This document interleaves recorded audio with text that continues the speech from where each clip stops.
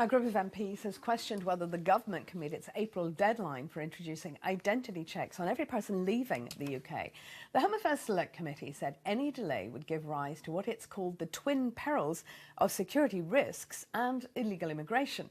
Our Home Affairs correspondent Danny Shaw reports. Leaving the country.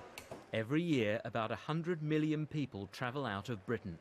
The vast majority have their passports and travel documents looked at, but not everyone.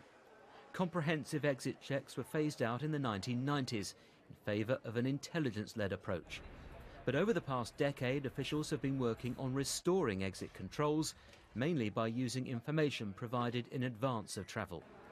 The Home Office says it's developing and testing a new departure list system. It aims to have full exit controls in place by April. But the Home Affairs Committee says it shares the serious doubts of transport companies that the system will be ready in time. The committee says the new system must work efficiently, otherwise there'll be passenger queues and delays. It claims that would have a serious negative impact on business, trade and tourism. The MPs are also concerned delays at ports are a security risk by making it easier for illegal migrants to climb onto vehicles heading towards Britain.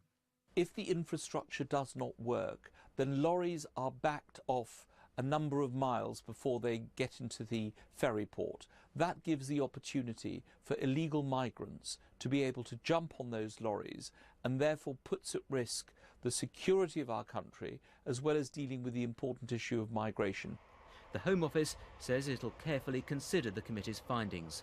Ministers say exit controls will be in place by next April and will help to increase security and target migration abuse. Danny Shaw, BBC News.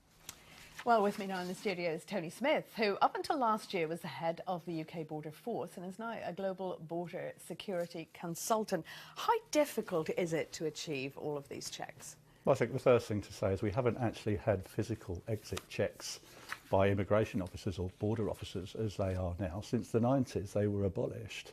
And to reintroduce those would cost around about £30 million a year. So successive governments have not wanted to invest in manpower to do the checks. What they've tried to do is encourage the carriers, the airlines and the ferry companies to do the passport checks.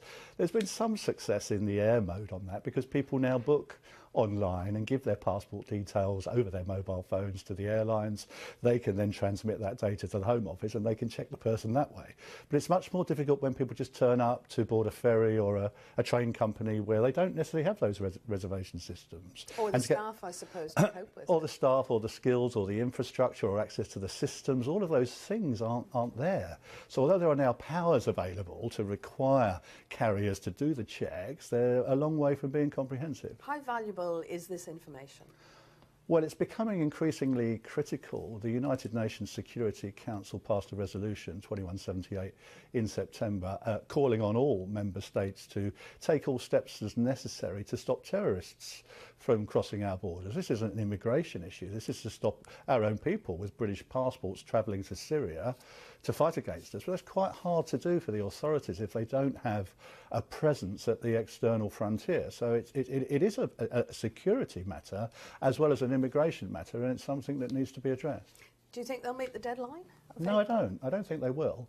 Progress has been made in the air mode, and they will continue to do that. Increasingly, air carriers are providing us with advanced passenger information, and that's where we have stolen a march on a lot of countries. A lot of countries don't do that. But I don't think we're going to have systems and processes in place to be able to deal with that traffic that goes in across the European border, frequent traffic, where we simply don't have access to the data. OK, Tony Smith, thank you.